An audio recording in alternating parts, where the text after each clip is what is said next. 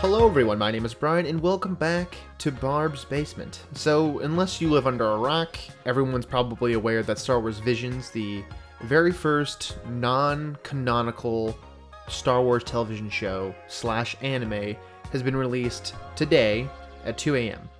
So, I'll circle back around to why it's kind of a big deal that it's non-canonical towards the end of the video. I'll list off my personal favorites. So, The Duel, The Twins, The Village Bride, The Ninth Jedi, The Elder, and Lope and Ocho were my personal favorites, but this episode really stood out to me. Like, this episode, as well as like a lot of the other episodes, it feels like it could take place in some weird alternate universe. It really feels like it fits in with like the themes of Star Wars in general. Overall, I'm gonna give this episode like a 10 out of 10. It definitely packs a punch, and it definitely is on the shorter end, so it's very, very easy to digest. Like, it feels like it's, I don't mean to say fan animation, like in a negative sense. Like, it feels like something that a team of like super talented people would get together and just make as a fun little side project. Very, very minimal on the dialogue, very, very, very minimal on the lore, but overall, incredibly fun watch.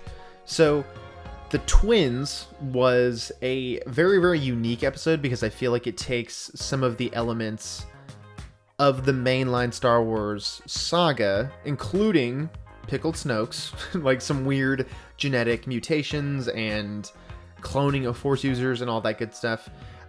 It gets a little wacky there towards the end. It is a lot more anime than maybe The Duel was, but overall, I didn't love the animation style of it, but I really liked some of the plot elements.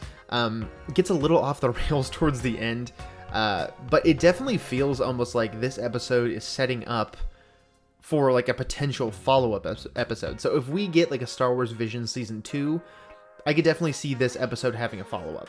And then The Village Bride. This was an episode that I probably had seen the least about, like online or wherever. This one, I legitimately think, is the episode that could just slide right into canon or legends. Like, there's nothing inside of this episode that is super elseworldy or alternate universe-y. I mean, we have battle droids. They speak about the Confederacy, the Empire has risen. There's a Jedi that's in hiding. It definitely feels like a plot that could have taken place in like a brief follow-up to the Clone Wars or something. I really, really love the animation style of it. I really, really like the themes that go on in this episode. And hands down, probably one of my favorite lightsaber designs of any of these episodes. And a lot of these episodes really do feel very like Eastern storytelling. A lot of it feels like it takes place in like a weird space feudal Japan, with like the exception of a few episodes. This one really, really plays into those elements a lot. Like, we see a lot of, you know, in a lot of animes, the food just looks delicious. I don't know what these people are looking at while they're animating these things, but I feel like they go out of their way to make the food look just absolutely incredible. It has a few shots of that, and it has, like, you know, some self-sacrifice, the Jedi way and whatever. So, The Ninth Jedi, this one was one of the standout episodes to me. I actually legitimately did not see, like, the twist coming into this episode. I mean, this one's very, very self-contained, and this one feels like it could also potentially just have a couple tweaks and maybe take place in the mainline Star Wars universe or whatever, but the addition of all of, like, these Sith, like, this feels like something that could happen during the High Republic or something. Like, during, like, the era between, like, 1,000 years before the Battle of Yavin and the fall of the Republic or whatever. The only weird aspect to me is that the Jedi have had lightsabers. Now they don't have lightsabers. They're hunting for schematics for lightsabers and stuff like that. That would be the only plot element that I would really see kind of conflicting with the Star Wars universe or whatever, but it had a really, really, like, fun little twist where all of these Jedi that this one lone surviving Jedi arrived with, they're all Sith. And the dude who looks like he would be a villain, the guy who looks like he's wearing Vader-esque armor, turns out he's one of the good guys. So I was pleasantly surprised by this episode overall. The Elder was another one of those episodes, super easy to digest, as are all of these. They're relatively short. None of them have like a particularly long runtime or whatever. The Elder feels the most like the prequel Jedi. We have Master and Apprentice. They're going out surveying the Outer Rim together. It seems like it's kind of like a time of peace. The Sith have been long gone. I really enjoyed the main villain of this episode, this Sith Lord who's past his prime and just kind of looking for a challenge. I mean, he's clearly like in his waning days of being a Sith. I also loved his lightsaber. I thought that it was his lightsabers, I should say. I thought they were super sick design. I like that katana look.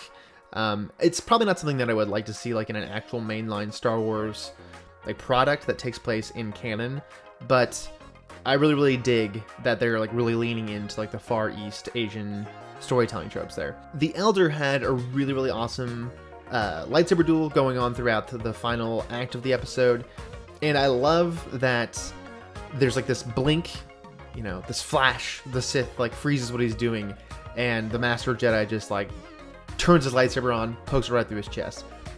That's something that you don't actually see a ton in Star Wars outside of The Last Jedi. Like, when someone's dueling, why don't they just shut their lightsaber off so the person misses their saber and then they just turn it back on and stab them with it?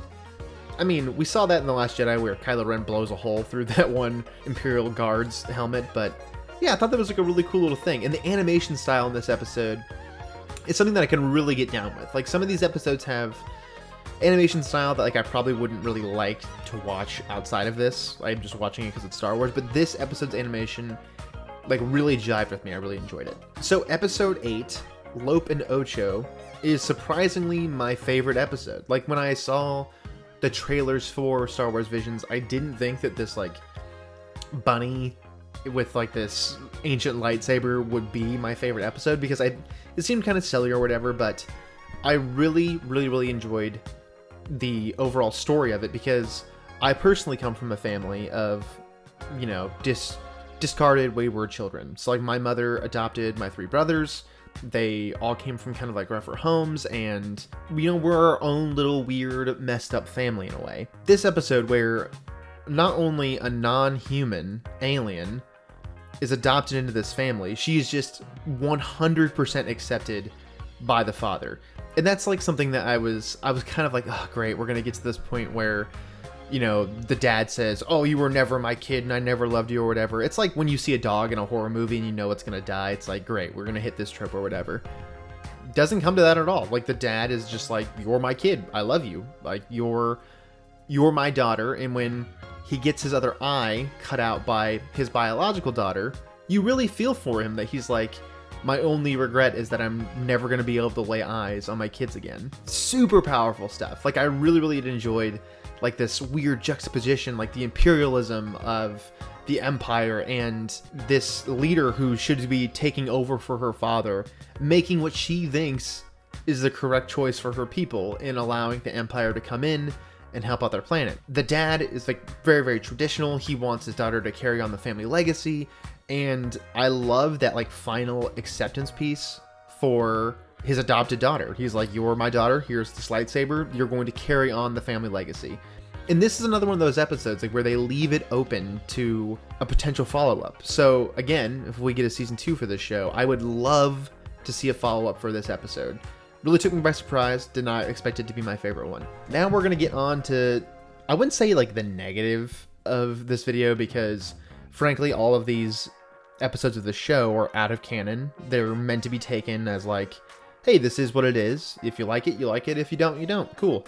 So Tatooine Rhapsody, episode 2, really did nothing for me. Like, that's not a type of, I'm not a huge anime fan in general.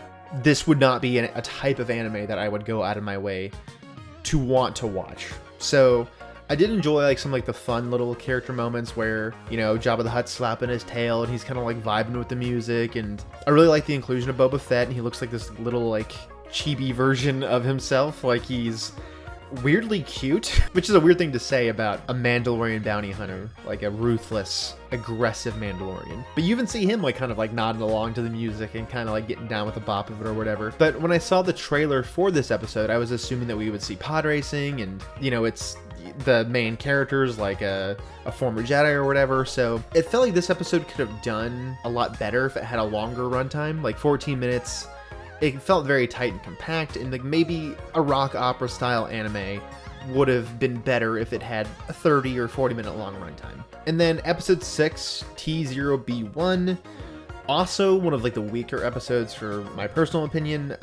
Didn't really like jive with the animation style. It like almost has like a Steven's Universe type animation style or whatever. It felt, again, this episode's only 15 minutes long, so it didn't feel like it had enough time to like really breathe and like come out of its shell or whatever.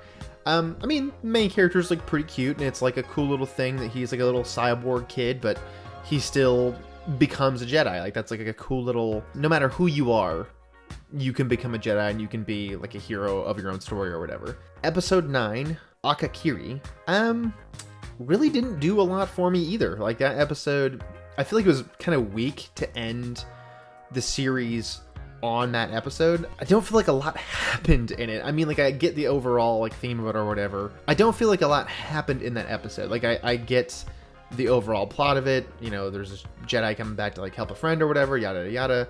A Sith has taken over like this kingdom. I wasn't overly impressed by the animation style. I wasn't overly impressed by the actual duel itself. It feels kind of unearned in the end, this Jedi falling to the dark side. We don't really know these characters at all. It feels like the third act in a longer anime, and we don't have any context for Act 1 and Act 2. Take it or leave it, but again, all of these are like Elseworld stories, so I'm not like particularly upset at any of them for being what they are. This was like a really good, like pleasant little surprise. Like it's very, very digestible in a short amount of time. You can watch it all in one sitting.